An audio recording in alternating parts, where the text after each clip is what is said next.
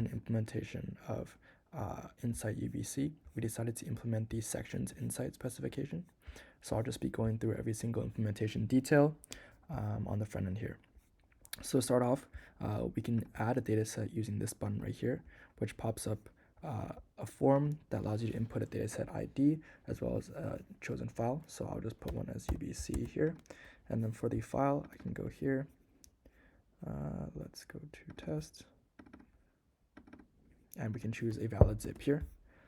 So on submission, we can see here we can create our own ID via an input, as well as be able to choose which zip file from the computer, and then we can submit right here, which will then call our endpoint right here, which puts a data set into our backend right here. And then we can see as well here that we fetch data sets after every single update. So the user interface is updated here with this new dataset card, and the result is returned right here with this call. So next off, we can also try to implement a dataset ID that is invalid. So for the first case, we try and add a duplicate dataset ID. So we'll have a little toast right here that says duplicate, but also we'll have a validation on the form that says the data set with this ID already exists. We can also try and add an invalid one. Okay, invalid data set ID. So this one's not a duplicate, but it has an underscore, which is invalid. We can try an invalid zip file. So right here, and we'll see here invalid file format. So we have feedback for whether or not the data set ID and the data set is invalid or not. And then again, to show off the validation for correctly added, we can add one here, and there's a validation here at toast. So next, moving on to remove, if we just click the little three dots here, a menu will pop up for delete, which allows the user to remove a data set. So we can click it here, and then once we clicked it, we can see here, we hit this endpoint, delete, that deletes this thing here, and then it returns with the result of UBC. And then again, if we delete SFU here, when a successful delete happens, a validation pops up here, and the dataset list reflects that change with another refetch. So let's just add the UBC dataset again. Awesome, successful. Now moving on to viewing. So you can see here all the successfully added datasets. We can just add another one here that isn't successful.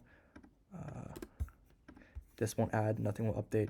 But if we add another one that's successful, let's add this one,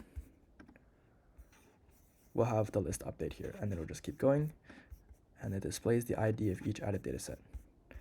Lastly, we have the 3 insights about the data. So if we just click into the page here, we'll see the 3 graphics that we have here. This calls the query endpoint right here, /query, with the query as the body, and the result here with all the sections that we then transform. So I'm just going to close the network tab here so we can get a better view. We can also return here and then just click back again. But this one is first the top 10 departments by grade average, which I think is pretty useful because then you can see whether or not, or like what the best performing classes are. Maybe they're performing too well, so you can adjust that. The pass fail rate of the worst performing departments. So this is the number of passes in correspondence to number of fails for the classes with the highest fail rates. So maybe these classes need a little bit of a bump or make it easier. And then the total average of the section, which is, or the data set, which is UBC over the years. So we filtered out any sections with the overall tag, so 1900, and then we just mapped the average over time to see how maybe the data set or the school is doing as the years progress. So I think these are pretty relevant to a user of the application because they're all related. Yeah, and once again we can see every single query here. So when we return, we'll just show again finally when you hit an invalid ID here, we also have an error with a 400 request for bad request when we have an invalid data set ID. Same thing applies for invalid this, also 400. Yeah, thank you for watching our demo. And yeah, if we missed anything, just please let us know.